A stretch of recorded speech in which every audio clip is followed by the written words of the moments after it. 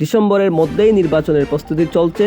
British হাইকমিশনারের সঙ্গে বৈঠক শেষে সিওসি। নির্বাচন কমিশন আগামী ডিসেম্বরের মধ্যেই জাতীয় সংসদ নির্বাচন করার সময়সীমা অতিক্রম করতে চায় না বলে জানিয়েছেন প্রধান নির্বাচন কমিশনার এএমএম নাসির উদ্দিন। তিনি বলেছেন, এই সময়সীমা যাতে পার না হয় সেজন্য ইসি সর্বাত্মক প্রস্তুতি নিচ্ছে।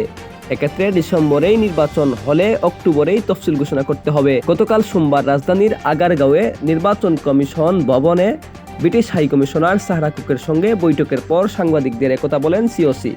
এর আগে ব্রিটিশ হাইকমিশনারের সঙ্গে ঘণ্টাব্যাপী বৈঠকে অংশ নেন তিনি। বৈঠকে আলোচনার বিষয় নিয়ে প্রধান নির্বাচন কমিশনার সাংবাদিকদের বলেন, জাতীয় নির্বাচনের প্রস্তুতি সম্পর্কে জানতে চাওয়ার পাশাপাশি বাংলাদেশের গণতন্ত্রের পথে উত্তরণে তারা সিওসিকে সহায়তা করতে চান। পর্যবেক্ষক, ভোটার তালিকা, দল নিবন্ধন ও কেনাকাটার বিষয়ে হাইকমিশনার অবহিত হয়েছেন। নাসির উদ্দিন আরও বলেছেন, তারা জাতীয় নির্বাচনে আমাদের প্রস্তুতি সম্পর্কে জানতে চান। এই গণতান্ত্রিক উত্তরণে তারা আমাদের সহায়তা করতে চান। আমরা ভোটার ও দলের নিবন্ধনের প্রস্তুতি সম্পর্কে জানিয়েছি। আমরা খুব শীঘ্রই কেনাকাটায় যাব। আমরা পর্যবেক্ষক নীতি পূর্ব বিবেচনা করছি।